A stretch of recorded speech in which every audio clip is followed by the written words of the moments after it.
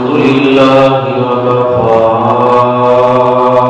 وسلام على عباده الذين اصطفى خصوصا على سيد الرسل وخاتم الأنبياء محمد وعلى آله وأصحابه الذين هم خلاصة العرب العرباء وخير الخلائق بعد الأنبياء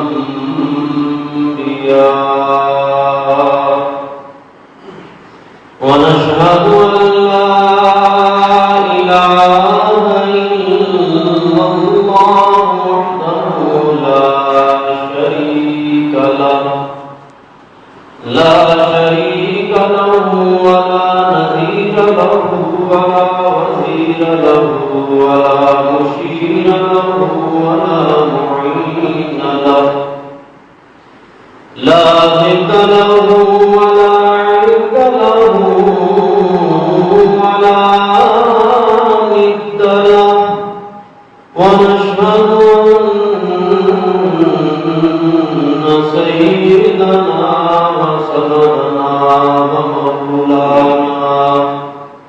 ومولانا محمدا عبده ورسوله اللهم صل على سيدنا ومولانا محمد وبارك وسلم ثم صل عليه أما بعد فأعوذ بالله من الشيطان الرجيم بسم الله الرحمن الرحيم والذين لا يدعون مع الله إلها آخر ولا يقتلون النفس التي حرم الله إلا بالحق صدق الله العلي العظيم وصدق رسوله النبي الكريم ونحن على ذلك لمن الشاهدين والشاكرين والحمد لله رب العالمين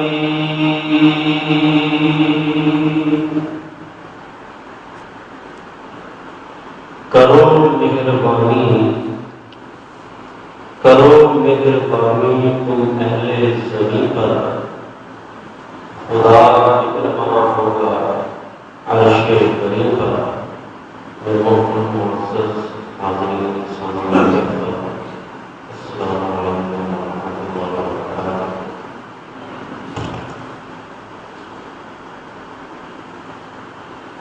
حضور اکرم صلی اللہ علیہ وسلم کی ایک حدیث کی مختصر سی تشریح پچھلے دنوں میں کی گئی تھی. ہمارا سلسلہ چل رہا ہے 12 نمبر 19 سورۃ الفرقان کی آخری آیات، جس میں اللہ پاک نے اپنے محبوب بندوں کی چند نشانیاں بیان فرمائی ہیں. اس میں سے ایک آیت آپ کے سامنے تلاوت کی ہے. اللہ پاک فرماتے ہیں میرے نیک بندے، میرے ولی، میرے محبوب بندے وہ ہیں جو میرے علاوہ کسی کو اپنے ہاتھوں میں نہیں اٹھاتے اور دوسری کسی انسان کو وہ قتل بھی نہیں کرتے. ان آیات سے صاف پتہ چلا جو اللہ کے علاوہ کسی اور کو پکارے وہ ولی نہیں ہو سکتا. جو کسی دوسرے انسان پر ظلم کرے، اس کو قتل کرے، وہ بھی ولی نہیں ہو سکتا۔ اس کے تحت حضور اکرم صلی اللہ علیہ وسلم کی ایک حدیث بیان فرمائی تھی۔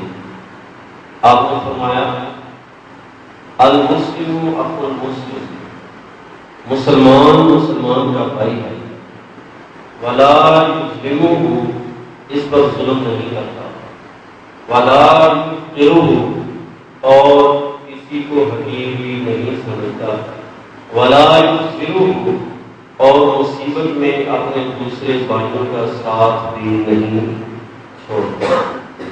یہ مسلمان کی پہچان اللہ کے نبی نے بیان فرمائی۔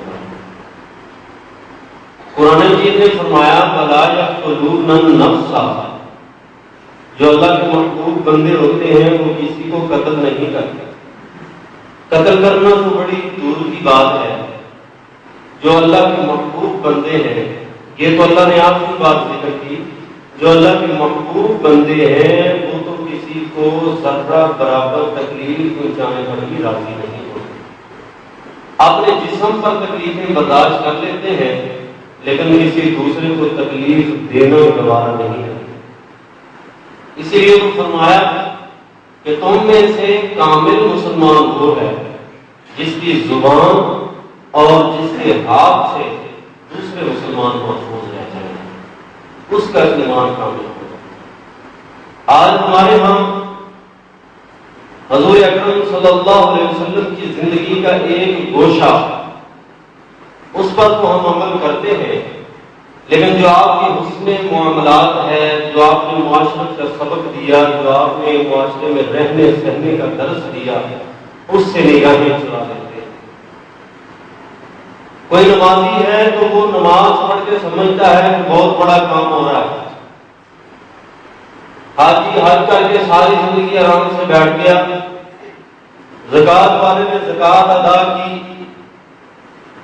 اسی طرح دیگر جو ارکان ہیں وہ ادا کر کے بندہ مطمئن ہو جاتا ہے، لیکن اپنے اخلاق، اپنی زبان اور اپنے معاملات درست نہیں کرتا۔ حضور اکرم صلی اللہ علیہ وسلم فرماتے ہیں کہ ایک وہ شخص، توجہ کیجیے میری طرف، میں یہ باتیں بڑی قیمتی کر رہا ہوں، دعا کرو کہ اللہ ہم کو سن کر عمل کی توفیق عطا فرمائے۔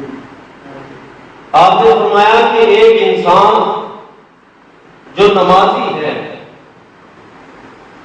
دین کے مختلف کام کرتا ہے، لیکن ہے بدخلق۔ بدخلق کا مطلب ذرا مشکل ہے بدخلق، معاملات ٹھیک نہیں، لوگوں کے ساتھ معاشرت ٹھیک نہیں، اس کا پڑوسی اس سے امن میں نہیں، اس کی نگاہوں سے کسی کی عزت محفوظ نہیں، اس کی زبان سے کسی کی آبرو محفوظ نہیں، اس کے ہاتھ سے دوسرا مسلمان محفوظ یا اپنے آپ کو معمول تصور نہیں کرتا، ہے وہ نمازی، ہے بدخلق۔ آپ نے فرمایا کہ ہو سکتا ہے وہ جہنم میں چلا جائے آپ کی بدخلقی کی وجہ سے۔ اور ایک وہ بندہ نماز میں تھوڑی کوتاہی ہو رہی ہے، دیگر دین کے جو معاملات ان میں کوتاہی ہو رہی ہے، لیکن اخلاق بہت اچھا، معاملات بڑے درست ہیں، اس کے ہاتھ اور اس کی زبان سے دوسرے مسلمان کی عزت آبرو محفوظ ہے۔ آپ علیہ السلام نے فرمایا ہے کہ ہو سکتا ہے وہ اپنی خوش خلقی کی وجہ سے جنت میں چلا جائے۔ تو معلوم ہوا کہ حسن معاشرت یہ بہت بڑی چیز ہے۔ جس طرح نماز پڑھنا دین کا حصہ ہے، قرآن کی تلاوت کرنا دین کا حصہ ہے، اسی طرح معاشرے میں رہ کر حسن سلوک انسانوں کے ساتھ کرنا یہ بھی دین کا حصہ ہے۔ جس طرح حضور صلی اللہ علیہ وسلم نے نمازی کو نماز پڑھنے کا حکم دیا، مسلمان کو زکوٰۃ دینے کا حکم دیا، روزہ رکھنے کا حکم دیا، اسی طرح آپ علیہ السلام نے مسلمانوں کو اپنے معاملات ٹھیک رکھنے کا بھی حکم دیا، بلکہ حضور اکرم صلی اللہ علیہ وسلم کی زندگی کا مطالعہ کیا جائے تو بڑی باریک باریک چیزیں جن کو ہم اگنور کر دیتے ہیں ان کا خیال بھی حضور صلی اللہ علیہ وسلم نے رکھا۔ دوسرے انسان کی مزاج کی رائے بھی آپ نے کی۔ دیکھو، اگر میں آپ سے بات کہتا ہوں آپ کے مزاج کے خلاف ہے، آپ کی دل آزاری ہوگی نا۔ حضور صلی اللہ علیہ وسلم نے اتنی سی دل آزاری کی گوارہ نہیں کی، اتنی سی بھی رائے آپ نے کی۔ حضرت عائشہ، توجہ کیجیے گا، حضرت عائشہ رضی اللہ تعالی عنہ، سب کیا رضی اللہ تعالی، قریب قریب پیچھے جو آئیں گے وہ پھر باہر ہی چلے جائیں گے، اور تجھے پینڈ بہت گزار نزدیک ہو جاتے بالکل مل کے لگے۔ حضرت عائشہ رضی اللہ تعالی عنہا، حضور اکرم صلی اللہ علیہ وسلم نے ارادہ کیا کہ اس سال میں رمضان میں اعتکاف بیٹھوں۔ آپ کو پتہ چلا تو حضرت عائشہ فرمانے لگی جناب میں نہیں بیٹھوں۔ ان کا گھر جو حاجی لوگ ہیں وہ دیکھ کے آئے ہوں گے، ان کا گھر، ان کا جو دروازہ ہے وہ مسجد نبوی کا ہی دروازہ ہے، مطلب ہے متصل ہے، اکٹھا ہی ہے۔ تو حضور صلی اللہ علیہ وسلم نے فرمایا کہ اچھا میں اس طرف بیٹھ جاؤں گا، تم اپنے حجرے میں اس طرف بیٹھ جاؤ، کیونکہ ان کا دروازہ متصل تھا، اجازت دے دی گئی۔ اب جب آپ کی دوسری ازواج، دوسری بیویوں کو پتہ چلا، انہوں نے کہا عائشہ کو اجازت مل گئی ہے اعتکاف بیٹھنے کی، تو ہم بھی بیٹھ جاتے ہیں۔ انہوں نے بھی اپنے خیمے مسجد نبوی میں لگوا دیے۔ اب جب حضور اکرم صلی اللہ علیہ وسلم رمضان کی 20ویں کو کسی کام چلے گئے، شام کو واپس آئے تو آپ نے دیکھا کہ مسجد میں خیمے لگے ہوئے۔ صحابہ سے پوچھا کہ کس کے خیمے ہیں؟ فرمایا کہ آپ کے ازواج کے خیمے۔ انہوں نے کہا عائشہ اعتکاف بیٹھیں گی تو ہم بھی اعتکاف بیٹھیں گے۔ انہوں نے خیمے لگا دیے۔ آپ نے خیموں کی طرف منہ کر کے کہا کہ یہ کوئی نیکی نہیں ہے، مسجد میں خیمے لگانا یہ کوئی نیکی نہیں ہے، ان عورتوں سے کہو یہ کوئی نیکی کی بات نہیں ہے۔ عائشہ کی اور ان کی بات کچھ اور تھی، کیونکہ حضرت عائشہ کا دروازہ متصل تھا، ان کا متصل نہیں تھا، انہوں نے مسجد میں خیمے لگوا دیے۔ تو حضور صلی اللہ علیہ وسلم کو یہ بات گراں گزری کہ انہوں نے مسجد میں خیمے لگوائے ہیں، تو مسجد میں چونکہ آمد و رفت رہتی ہے، بے پردگی کا احتمال ہے، اسی لیے آپ نے فرمایا کہ اعتکاف مسجد میں عورت کا بیٹھنا کوئی نیکی نہیں ہے، اعتکاف مسجد میں عورت کا بیٹھنا کوئی نیکی نہیں ہے۔ خیر بات بڑی ساری کھل جاتی ہے، یہاں صرف اتنی بات یاد رکھیں کہ عورت کے لیے مناسب نہیں ہے کہ وہ مسجد میں اعتکاف بیٹھے، وہ کہاں بیٹھے؟ اپنے گھر میں۔ تو حضور صلی اللہ علیہ وسلم نے جب یہ بات کہی، پھر اس کے بعد دل کے اندر یہ خیال آیا کہ اگر میں ان سے کہوں گا اپنے خیمے اٹھوا لینا، توجہ ہے، میں ان سے کہوں گا اپنے خیمے اٹھوا دو تو ان کے دل کے اندر بار اور بوجھ محسوس ہوگا، ان کی دل آزاری ہوگی۔ اور اگر عائشہ سے کہوں گا کہ چل اس سال تو بھی اعتکاف نہ بیٹھ، تو اس کی بھی دل آزاری ہوگی۔ اب درمیان میں آ گئے، اس طرف فیصلہ کریں تب بھی دل آزاری ہوتی ہے، اس طرف فیصلہ کریں تب بھی دل آزاری ہوتی ہے۔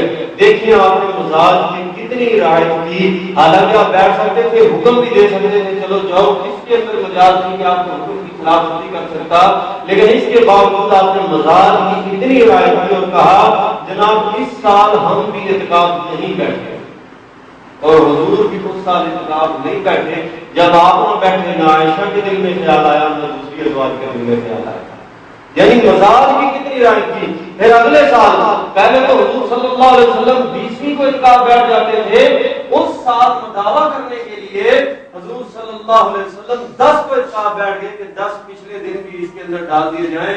پوری زندگی آپ نے رمضان میں کبھی اعتکاف نہیں چھوڑا، اس سال چھوڑا صرف اپنی ازواج کی مزاج کی رعایت کی خاطر۔ حضور صلی اللہ علیہ وسلم نے ہمیں اس چیز کا بھی حکم دیا ہے کہ تم اپنے ساتھیوں کے مزاج کا بھی خیال رکھو۔ توجہ کیجیے ایک اگلی بات اسی پر، آپ جب معراج پر گئے ایک بہت شاندار محل دیکھا، آپ کا دل کیا کہ میں اس محل کے اندر داخل ہو جاؤں. آپ داخل ہونے لگے. اندر ایک حور نہر سے پانی بھر رہی تھی یا پانی پی رہی تھی، تو آپ اس کو دیکھ کر واپس آ گئے. جب زمین پر آئے حضرت عمر رضی اللہ تعالیٰ عنہ کو بلایا اور کہا کہ اے عمر، میں جنت سے گزر رہا تھا، میں نے تیرا محل دیکھا، تیرے محل میں ایک حور جنت کی نہر سے پانی پی رہی تھی. میرا دل کیا کہ میں تیرے محل کے اندر داخل ہو کر تیرے محل کو دیکھ کے آؤں، لیکن پھر مجھے تیری غیرت یاد آ گئی. پھر مجھے تیری غیرت یاد آ گئی کہ کہیں عمر کو یہ بات بری نہ لگ جائے. تو حضرت عمر اسی وقت کہنے لگے کہ اللہ کے نبی آپ گئے کیوں نہیں، آپ نے دیکھا کیوں نہیں میرا محل؟ میں آپ کا بھلا کیسے غیرت کر سکتا ہوں؟ آپ جاتے میرا محل دیکھ کے آتے. بات کر رہا تھا حضور صلی اللہ علیہ وسلم مزاج کی اتنی رعایت فرماتے تھے، ایک دوسرے کے مزاج کا بھی خیال رکھتے تھے کہ کوئی ایسی بات نہ ہو کہ میری بات سے دل آزاری ہو جائے. ہاتھ سے تو جانا تو بڑی دور کی بات ہے، قتل کرنا تو بڑی دور کی بات ہے. اللہ والے جو ہوتے ہیں وہ حضور صلی اللہ علیہ وسلم کی ایک ایک بات کا خیال رکھا کرتے ہیں. میری بات سے کسی کی دل آزاری نہ ہو، اور پھر اگر کوئی آپ کے مزاج کے خلاف بات کر دے تو پھر سوال ہے. اگر بالفرض میری طرف سے تو آپ کی دل آزاری نہ ہوئی، لیکن اگر میری کسی نے دل آزاری کر دی تو ہمارے لیے پھر دوسرا حکم بھی حضور صلی اللہ علیہ وسلم نے فرمایا. آپ فرماتے ہیں اگر کوئی تمہاری دل آزاری کر دے تو تم اس بات کو برداشت کر کے اسے معاف کرنے کی کوشش کرو. حضور صلی اللہ علیہ وسلم کا ایک اور جگہ فرمان ہے، آپ نے فرمایا کہ جو شخص کسی سے تکلیف پہنچ جائے اس کو وہ بدلہ لینے پر قادر ہے، پھر وہ اپنے بھائی کو معاف کر دیتا ہے، اس سے بدلہ نہیں لیتا، اپنے بھائی کو تکلیف نہیں پہنچاتا. جنت کے اندر جتنی حوریں ہیں وہ چاہے گا اللہ پاک اتنی اس کو عطا فرمائے. اس سے بڑی اور کیا بات ہو سکتی ہے؟ حضور صلی اللہ علیہ وسلم نے فرمایا کہ کوئی گھونٹ اللہ کے نزدیک پسندیدہ نہیں ہے کہ جتنا غصے کو پی جانے والا گھونٹ اللہ کو پسند ہے. اپنے قرآن مجید میں اللہ نے خود اس بات کا ذکر کیا. پارہ نمبر 4 سورہ آل عمران میں اللہ فرماتے ہیں وَالْكَاظِمِينَ الْغَيْظَ وَالْعَافِينَ عَنِ النَّاسِ. لوگوں تم میں سے سب سے زیادہ محبوب اللہ کو وہ انسان ہے وَالْكَاظِمِينَ الْغَيْظَ جو غصے کو پینے والا ہو، وَالْعَافِينَ عَنِ النَّاسِ غصہ بھی کر لیا لیکن اس کے باوجود دوسرے انسان کو معاف بھی کر دیا. آگے اللہ نے ذکر جوڑا فرماتے ہیں واللہ یحب المحسنین. اللہ پاک احسان کرنے والوں کو، نیکی کرنے والوں کو پسند فرماتے ہیں. یعنی اللہ کو کون سا بندہ پسند ہے جو غصے کو پی جائے اور لوگوں کو معاف کر دے. حضرت امیر معاویہ نام یاد ہے؟ حضرت امیر معاویہ، توجہ ہے نا میری طرف، سب کیا رضی اللہ تعالی عنہ. ان کا دور خلافت تھا. ایک بندہ ان کے پاس مقدمہ لے کر آیا. اس نے کہا جناب یہ جو شخص ہے اس نے میرا دام توڑ دیا.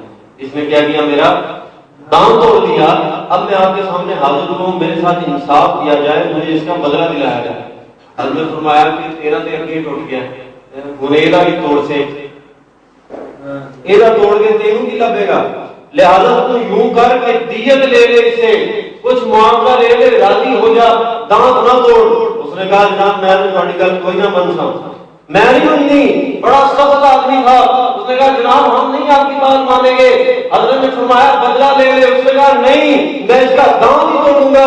وہ کسی بات پر راضی نہ ہوا. آخرکار فیصلہ سنا دیا گیا. حضرت امیر معاویہ نے فیصلہ سنایا کہ جا تو بھی اس کا دانت توڑ دے جیسے اس نے تیرا دانت توڑا ہے. وہ دانت توڑنے کے لیے جا رہا تھا. راستے میں ایک بہت مشہور صحابی حضرت ابو درداء رضی اللہ تعالیٰ عنہ وہ بھی یہ مقدمہ سن رہے تھے. فیصلہ بھی آپ نے سنا. وہ بندہ جو دانت توڑنے کے لیے کوئی چیز لینے جا رہا تھا اسے آواز دی اور کہا ادھر آؤ ذرا بات کو سمجھاؤ. جب وہ پاس آیا آپ نے کہا ٹھیک ہے بدلہ تو لے رہا ہے، اسلام نے بدلے کی اجازت دی ہے، لیکن میں تجھے ایک بات سنانا چاہتا ہوں، توجہ سے سنیے گا. حضرت ابو درداء رضی اللہ تعالیٰ عنہ اس سے کہتے ہیں کہ میں نے حضور اکرم صلی اللہ علیہ وسلم سے یہ بات سنی ہے کہ جس شخص سے کسی کو تکلیف پہنچ جائے پھر وہ اس کو معاف کر دے، اس سے بدلہ نہ لے، تو کل قیامت کے دن جب وہ سخت مشکل میں ہوگا، سخت حاجت میں ہوگا، اللہ پاک اس کو اسے معاف فرما دے۔ وہ بندہ انہیں قدموں پہ کھڑا ہو، حضرت ابو دردہ کے پاس آیا، آ کر کہنے لگا انت سمعت من رسول اللہ صلی اللہ علیہ وسلم، کیا آپ نے یہ بات حضور صلی اللہ علیہ وسلم سے سنی ہے؟ حضرت ابو دردہ کہتے ہیں نام جی ہاں میں نے یہی سنی ہے۔ 3 مرتبہ اس نے سوال کیا، 3 مرتبہ حضرت نے جواب دیا۔ اس کے بعد وہ واپس آیا جو کسی صورت راضی نہیں ہو رہا تھا، حضرت امیر معاویہ نے بھی بنا لیا، نہیں مانا، بدلہ لینے کے لیے تیار تھا، دانت توڑنے کے لیے تیار تھا۔ واپس آ کے کہنے لگا جناب میں بدلہ بھی نہیں لینا، میں دیت بھی نہیں لینی، جاؤ میں نے اللہ کے لیے تم کو معاف فرما دیا۔ ایک حدیث سنی، ایک بات سنی حضور صلی اللہ علیہ وسلم کی، انہیں قدموں پہ دل کو پلٹا لیا۔ بدلہ لینے کی کوشش کی نا، لیکن دل کو پلٹا لیا، معاف کر دیا۔ اسی لکھوں سننے ہیں جناب، پھر بھی سنو اثر نہیں ہوتا۔ ہمارے یہاں ایک گلوکار کی بات کی اہمیت ہے، ایک ہیرو کے ڈائلاگ کی اہمیت ہے، ہمارے ہاں ایک وزیر کے بات کی اہمیت ہے، ہمارے ہاں ایک گورنر کی کرسی کی اہمیت ہے، نہیں اہمیت تو حضور صلی اللہ علیہ وسلم کی بات کی اہمیت ہے۔ لکھاں حدیثاں سناؤ جناب، اٹھے کھوتی بوڑ تھلے کھلوتی ہو سی، اٹھے کلیے میں جناب کھلوتا ہے، کوئی ٹس تو مس نہیں ہو رہا۔ نہیں، اللہ کے پیارے پیغمبر صلی اللہ علیہ وسلم کے صحابہ کی شان تھی، جب حضور صلی اللہ علیہ وسلم کی حدیث سامنے آ جائے بڑے بڑے جید صحابہ اکرام رک جائے۔ حضرت عمر رضی اللہ تعالیٰ عنہ ایک دفعہ مجمع عام میں خطاب کر رہے تھے، عورتوں کو حق مہر کے بارے میں بحث چل رہی تھی کہ ان کو دیا جائے، کتنا دیا جائے۔ حضرت عمر نے ان کا حق مہر تھوڑا رکھا کہ بھائی تھوڑا رکھا کہ ہر غریب سے غریب انسان بھی ادا کر لے۔ توجہ سے سنیے گا، حضرت عمر اس بارے میں بات کر رہے تھے، مجمع میں عورتیں بھی موجود تھیں، مرد بھی موجود تھے۔ ایک عورت کھڑی ہو جاتی ہے، نقاب پوش عورت ہے، اس نے اس وقت کھڑے ہو کے قرآن مجید کی ایک آیت پڑھ دی اور کہا کہ جب اللہ نے ہم عورتوں کو خزانہ دیا ہے، اے عمر آپ کون ہوتے ہیں ہم سے ہمارا خزانہ چھیننے والے، ہمارا حق چھیننے والے؟ اللہ نے ہمارے لیے یہ مہر ہمارا خزانہ بنا دیا۔ اللہ نے تو فرمایا کہ کوئی اگر مرد خزانہ بھی عورت کو دینا چاہے تو دے سکتا ہے۔ جب اللہ نے یہ کہہ دیا تو آپ کون ہوتے ہیں روکنے والے؟ حضرت عمر جیسا جلیل القدر انسان بھی وہاں اپنی بات کو خاموش کر لیتے ہیں، اپنی زبان کو روک لیتے ہیں۔ آپ عورت کی بات سنتے ہیں، عورت نے جب قرآن کا حوالہ دیا حضرت عمر کھڑے ہو گئے، اپنے فیصلے کو واپس لے لیتے ہیں۔ بے عزتی کا ڈر نہیں کہ میں اتنا بڑا بادشاہ 22 لاکھ مربع میل پہ حکومت کرنے والا انسان ہوں، میری بے عزتی ہو جائے گی۔ دیکھو یہ عمر نے غلطی کی۔ اسی وقت مجمع میں کہتے ہیں کہ آج عورت نے عمر کو ایک بہت بڑی غلطی سے بچا لیا۔ آج عورت نے عمر کو ایک بہت بڑی غلطی سے بچا لیا۔ آج یہ عورت کھڑی نہ ہوتی تو عمر بہت بڑی غلطی کر جاتا۔ جب اللہ نے ان کو حکم دیا ہے تو میں کون ہوتا ہوں؟ میں اپنی بات واپس لیتا ہوں۔ ان کے ہاں اللہ اور اس کے رسول کی بات کی بڑی اہمیت ہے، ہمارے ہاں یہ چیز بڑی ناقید ہو چکی ہے۔ دعا کرو کہ اللہ پاک ہمیں حضور صلی اللہ علیہ وسلم کی بات کی اہمیت عطا فرمائے، ہمارے دل میں اس کا مقام اور مرتبہ عطا فرمائے۔ آپ نے فرمایا مسلم و اخو مسلم، توجہ ہے میں واپس آیا ہوں اسی حدیث کی جس کی طرف تشریح کر رہا تھا، اسی کی طرف واپس آیا ہوں۔ فرمایا مسلم و اخو مسلم، مسلمان مسلمان کا بھائی ہے، لا یظلمہ، اس کو ظلم نہیں کرتا، اگر کوئی اس سے ظلم کر دے تو اس کو معاف کر دیتا ہے، اور معاف کرنے والے کو اللہ پاک بھی پسند کرتے ہیں۔ ایک تاجر کا حدیث میں واقعہ آتا ہے، حضور اکرم صلی اللہ علیہ وسلم نے ایک واقعہ سنایا۔ آپ فرماتے ہیں، توجہ ہے، آپ نے فرمایا کہ پرانی قوموں میں ایک انسان تھا جو بڑا کاروبار کرتا تھا، وہ کوئی اتنا عابد زاہد عالم نہیں تھا، کوئی بہت بڑا جناب عبادت کرنے والا نہیں تھا، بس ایک تاجر تھا، ایک چھوٹا سا کام کیا کرتا تھا، پوری زندگی کوئی اتنی بڑی عبادت نہیں کی۔ وہ چھوٹا سا کام کیا تھا کہ اگر وہ کسی جگہ اپنے خادم کو بھیجتا قرضہ وصول کرنے کے لیے، ساتھ میں یہ کہتا کہ اگر اس کے پاس پیسے نہ ہوں، مہلت مانگتا ہو تو مہلت دے دینا، اور اگر اس کے پاس ادا کرنے کی طاقت ہی نہیں ہے، موٹے کنگال بہتا سرے، انہوں معاف کر دینا۔ یہ لوگوں کے ساتھ نرمی کا معاملہ کرتا تھا۔ ایک دن میں وہ بھی اجل والے قانون کی زد میں آ گیا اور اس دنیا سے چلا گیا۔ اللہ پاک کے سامنے پیش ہوا، اللہ پاک نے فرشتوں کو حکم دیا جاؤ اعمال کو چیک کرو۔ چیک کیا گیا، کوئی نیکی نہیں ہے۔ فرشتے واپس آ گئے جہنم کی پرچی لے کر، اے لو جی سیدھا جاؤ بیٹا جہنم کے اندر۔ اللہ پاک کو دکھائی گئی، اللہ نے فرمایا کہ جاؤ دوبارہ اس کے اعمال کو چیک کرو۔ اللہ تو جانتے تھے کہ اس میں کون سی نیکی چھپی ہوئی ہے۔ جب دوبارہ گئے اللہ پاک نے کہا رجسٹر میرے پاس لاؤ، رجسٹر لائے گئے۔ پھر اللہ نے نشان نہیں کی کہ یہ بندہ دنیا میں میری مخلوق پر رحم کرتا تھا، میں کیسے اس کو جہنم کا عذاب دوں؟ یہ دنیا میں میری مخلوق پہ رحم کرتا تھا، میں خدا تو بہت بڑا رحیم ہوں، میں بھی اس پر رحم کروں گا، چلو اس کو جنت میں لے جاؤ۔ اللہ پاک اتنے رحیم ذات ہے، جب اللہ پاک معاف کرنے والے ہیں تو اللہ کو معاف کرنے والا شخص بھی پسند ہے۔ دوسری بات فرمائی بلا یحقرہ، مسلمان جو ہوتا ہے وہ کسی مسلمان کو حقیر نہیں سمجھتا، وہ کسی مسلمان کو حقیر، توجہ کرو، کسی مسلمان کو حقیر نہیں سمجھتا، وہ برادری بیس پہ بھی کسی کو حقیر نہیں سمجھتا، وہ دینی لیول پہ بھی کسی کو حقیر نہیں سمجھتا، وہ سیاسی لیول پہ بھی کسی کو حقیر نہیں سمجھتا۔ میری بات سمجھنے کی کوشش کیجئے گا، نہ دینی لیول پہ حقیر، نہ سیاسی لیول پہ حقیر، اور نہ ہی دنیاوی لیول پہ حقیر، برادری لیول پہ حقیر سمجھ وہ کہا کہ جناب اسی خان ہونے ہیں، تسی کمار ہونے ہو نا۔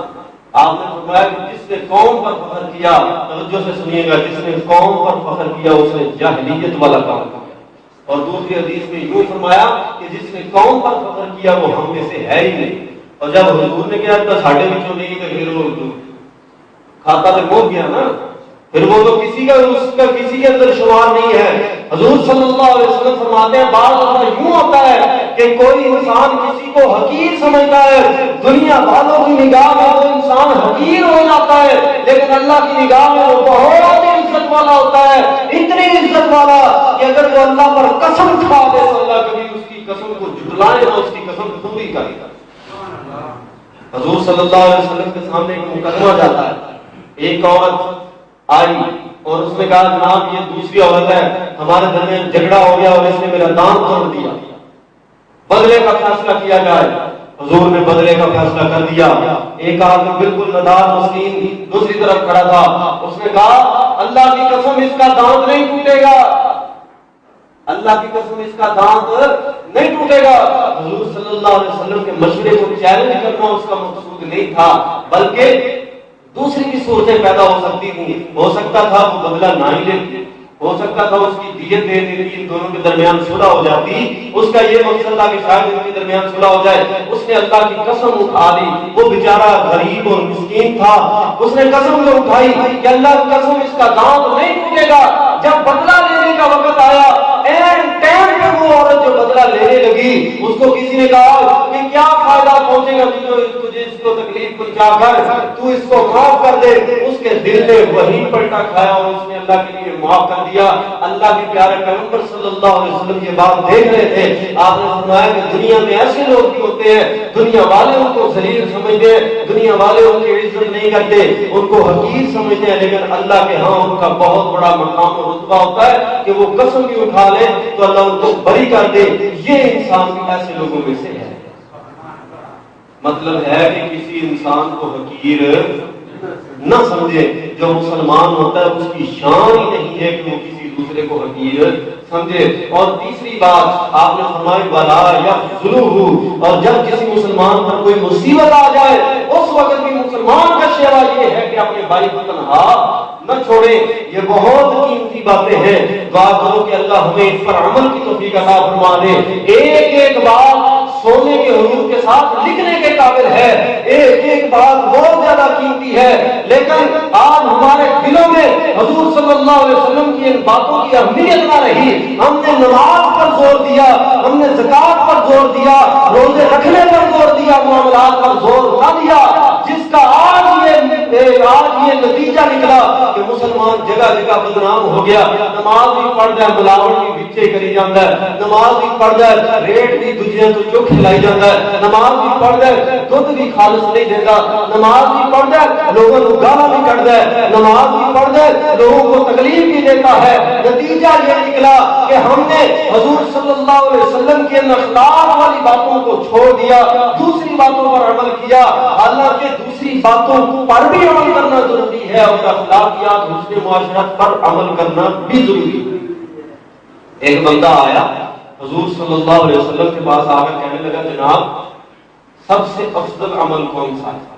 سامنے سے آیا, سامنے سے سوال کیا سب سے افضل عمل کون سا ہے؟ آپ نے فرمایا تیرا لوگوں کے ساتھ اچھا سلوک کرنا. پھر وہ دائیں طرف سے آیا, دائیں کام میں کہا جناب ایہ العمل افضل, کون سا عمل افضل ہے؟ آپ نے فرمایا کہ تیرا دوسروں کے ساتھ اچھا برتاؤ کرنا. پھر پیچھے سے آیا, پھر یہی سوال کیا, وہی جواب. پھر ادھر سے آیا بائیں طرف سے, پھر وہی سوال کیا, پھر وہی جواب ملا. حضور نے فرمایا تجھے میں نے بتا دیا ہے, میرا جواب ایک ہی یہ ہے. تو اس کا مقصد کیا تھا کہ ادھر سے بھی پوچھا, پیچھے سے بھی, سامنے سے بھی اور بائیں سے بھی آ کے پوچھا. مطلب یہ تھا کہ حضور صلی اللہ علیہ وسلم کی یہ بات چاروں طرف پھیل جائے کہ یہی کامیابی کا زینہ ہے, یہی کامیابی کا زینہ ہے. حضرت عبداللہ بن عباس رضی اللہ تعالیٰ عنہ, توجہ سے سنیے گا بڑی قیمتی بات ہے. حضرت عبداللہ بن عباس رضی اللہ تعالیٰ عنہ روایت کرتے ہیں کہ حضور صلی اللہ علیہ وسلم نے ایک دفعہ اپنے صحابہ سے یوں بات کی اور کہا کہ تم میں سے سب سے برا انسان وہ ہے, تم میں سے سب سے برا انسان وہ ہے جو اکیلا کھائے, اپنے غلام کو کوڑے مارے اور لوگوں سے بخشش اور رحمت کو روک دے. اور دیکھو کنے کنے کلے کھانے آپ نے تھالی چکی اینا سالن آیا جناب, وہ ایک کو بندہ اور گھر دے ہوتے, دوسرا اس گھر دے ہوتے, تیسرا اس میں چوتھا ہوتے, اکٹھا بیٹھ کے کھانے کی برکت اللہ اس گھر سے چھین لیتے ہیں.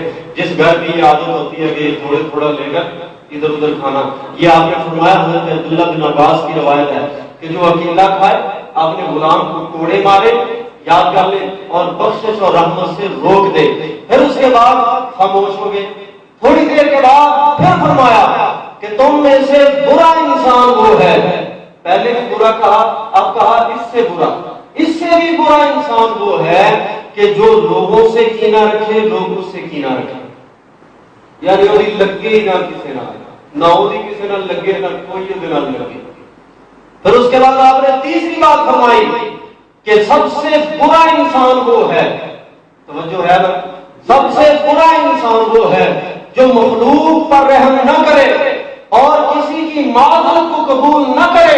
اگر کسی سے غلطی ہو جائے وہ بندہ لاکھ معافیاں مانگتا رہے, وہی معافی کو قبول نہ کرے. فرمایا یہ اوپر والے سب میں سے جتنے بھی ہیں برے بندے, ان سب میں سے برا انسان یہ جو کسی کی معذرت بھی قبول نہ کرے. ایک بندے نے معافی مانگی نا, اس کی معافی کو قبول ہی نہ کیا. امام حسین رضی اللہ تعالی عنہ سب کہہ دو, انہوں نے ایک بات کہی اور یوں فرمایا کہ اگر میرے ایک کام میں مجھے گالی دے, کوئی بندہ ایک کام میں گالی دے, دوسرے کام میں مجھے کہے کہ جناب معاف کر دو, میں اسے معاف کر دوں, یعنی دل کے اندر یہ لوگ بات نہیں آتی ہے. یہ بڑی قیمتی باتیں ہیں. دعا کرو اللہ عمل کی توفیق عطا فرمائے. حضور صلی اللہ علیہ وسلم کی ایک ایک بات یہ جو میں نے آپ کو سنائی ہے, ان کے پیچھے لوگوں نے بڑی بڑی محنتیں کی ہیں.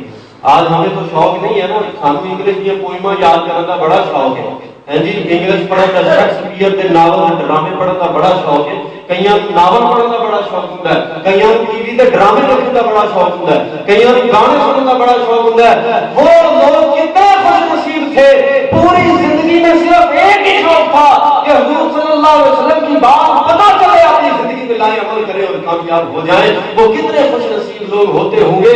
آج ہمیں ڈاکٹر کی تھیوریاں یاد کرنے سے فرصت نہیں ملتی, آج ہمیں ہیرو کا ڈائلاگ یاد کرنے سے فرصت نہیں ملتی, ان لوگوں کو حضور صلی اللہ علیہ وسلم کی باتیں یاد کرنے سے فرصت نہیں ملتی تھی. آج لوگ سائنس کی ایک چھوٹی سے چھوٹی تحقیق کے لیے دور دراز ممالک کا سفر کرتے ہیں, لیکن اس زمانے میں حضور صلی اللہ علیہ وسلم کی ایک ایک بات سیکھنے کے لیے لوگ دور دراز کا سفر کیا کرتے ہیں. تبھی تو یہ علم ہم تک پہنچا ہے۔ یہ کون ہے؟ حضرت جابر بن عبداللہ، سب کہہ دو رضی اللہ تعالیٰ عنہ، توجہ سے سنیے گا۔ حضرت جابر بن عبداللہ یہ مدینہ میں رہتے ہیں۔ کسی نے ان سے آ کر کہا کہ جناب حضور صلی اللہ علیہ وسلم نے تہجد کے بارے میں ایک عجیب روایت کی ہے، وہ روایت ان تک پہنچ گئی تو حضرت عبداللہ نے ان سے پوچھا کہ تجھے یہ کس نے بتایا؟ انہوں نے کہا کہ جناب فلاں فلاں ایک صحابی ہے، اس وقت وہ مدینہ چھوڑ کے جا چکے ہیں، وہ شام کے شہر دمشق میں رہتے ہیں، انہوں نے مجھے یہ بات بتائی۔ تو حضرت جابر کہتے ہیں تجھ سے تو میں نے بات سن لی کہ تو نے فلاں صحابی سے روایت کی، میں حضور صلی اللہ علیہ وسلم کے ساتھ نسبت ذرا اور بڑھانا چاہتا ہوں۔ تیرے اور حضور صلی اللہ علیہ وسلم کے درمیان دو واسطے ہیں، میں ایک کو ختم کر کے ڈائریکٹ ان صحابی سے حضور کی بات سننا چاہتا ہوں تاکہ میرے دل کو تسلی ہو جائے۔ پھر تو رفتے سفر باندھا، اس زمانے میں ریل گاڑی تھی نہیں، ہوائی جہاز تھے نہیں، کاریں اور موٹر کاریں تھی نہیں، تو جناب نے ایک اونٹ کرائے پر لیا، 1500 کلومیٹر کا سفر ہے اور دمشق اور مدینہ منورہ کے درمیان حضرت پیدل چل دیے۔ کئی دن گزر گئے، اس راستے میں صحرا بھی تھے، راستے میں کچی پکی بستیاں بھی تھی، راستے میں ایسے دن بھی آئے کہ کچھ کھانے کو نہ ملا، ایسے دن بھی آئے پیاس سے بے حال ہوئے، پاؤں چل چل کے چھالے بن گئے اور حضرت بالکل تھکن سے نڈال ہو گئے۔ آخرکار چلتے چلتے وہ شام کے شہر دمشق میں اس صحابی کے گھر پہنچ جاتے ہیں۔ توجہ سے سنیے گا، اس صحابی کے گھر پہنچ گئے، جا کے دروازہ کھٹکھٹا دیا، وہ صحابی باہر نکلا۔ حضرت فرماتے ہیں جناب آپ نے حضور صلی اللہ علیہ وسلم سے ایک تہجد والی روایت سن رکھی ہے، میں وہ روایت سننے کے لیے آیا۔ انہوں نے کہا جناب بالکل سن رکھی ہے، آپ بڑی دور سے سفر کر کے آئے ہیں، بیٹھیے آپ کا استقبال ہو جائے، مہمان نوازی ہو جائے، کچھ کھا پی لے، پھر اس کے بعد بات کریں گے۔ ہم کہنے لگے نا جی نا، یہ کیسے ہو سکتا ہے، میں تو صرف حدیث کی خاطر آیا ہوں، حضور صلی اللہ علیہ وسلم کی بات سننے کے لیے آیا ہوں، کسی اور نیت سے نہیں آیا۔ انہوں نے کہا اچھا تو اسی لیے آیا ہے؟ کہا جی اسی لیے آیا ہوں۔ فرمایا وہ گل تو تینوں بعد دسوں گا، پہلے ایک گل اور سن لے۔ جب بندہ موڈ میں ہو نا، جب بندہ خوشی میں ہو تو پھر وہ بڑے بڑے راز بھی کبھی کبھی دے دیتا ہے۔ انہوں نے کہا وہ بات تو تمہیں میں بعد میں بتاؤں گا، پہلا میرے کو ایک اور تحفہ لایا جو نے میرا دل بڑا خوش کیا۔ اللہ کے پیارے پیغمبر صلی اللہ علیہ وسلم فرماتے ہیں جس کسی نے علم سیکھنے کے لیے راستہ قطع کیا، مطلب ہے علم کے لیے سفر اختیار کیا، میری بات سیکھنے کے لیے سفر اختیار کیا، جتنی مشقتیں اس میں آئیں گی ان سب کو بڑے تحمل سے برداشت کیا تو اللہ پاک اس کے لیے جنت کا راستہ آسان فرما دیتے ہیں۔ یہ بات کہی، پھر اس کے بعد تہجد والی حدیث سنا دی۔ اب تہجد والی حدیث یوں ہی ختم ہوئی، حضرت جابر اچھا جی السلام علیکم۔ انہوں نے کہا جناب ہم تے دم ہو گئی، اب تو کھا لیں، اب تو تھوڑی مہمان نوازی ہو جائے۔ حضرت جابر فرماتے ہیں نا میں جس مقصد کے لیے آیا تھا اس میں ذرا برابر بھی کسی اور چیز کا دخل مجھے برداشت نہیں ہے، میں اپنی نیت اور اپنا عمل دونوں ساتھ رکھنا چاہتا ہوں۔ آپ نے فرمایا جنت کا رستہ آسان ہو جاتا ہے تو کون بندہ جنت نہیں جانا چاہے گا؟ میں تو اب جنت میں جاؤں گا، وہاں دیکھی جائے گی یہاں کی پیاس مجھے برداشت ہو رہی ہے۔ چنانچہ سلام لی، واپس بغیر کھائے پیے جناب پھر 1500 کلومیٹر کا سفر کر کے مدینہ پہنچے۔ اتنی قدر و قیمت تھی حضور صلی اللہ علیہ وسلم کی بات کی۔ اور آج کیا ہے؟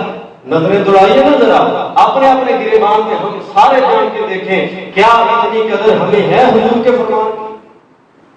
ہمارے ہاں تو جناب برادری تو بڑی دور کی گل ہے، ٹی وی کہہ دے چھوڑ دو جی دیکھا جائے گا، ہم اس کی بات پہ ڈیر جاتے ہیں۔ برادری تو بڑی دور کی بات ہے۔ دعا کرو کہ اللہ پاک ہمیں حضور صلی اللہ علیہ وسلم کی بات اور آپ کا مقام مرتبہ سمجھنے کی توفیق عطا فرمائے اور پھر اس پر ہم سب کو عمل کرنے کی توفیق عطا فرمائے۔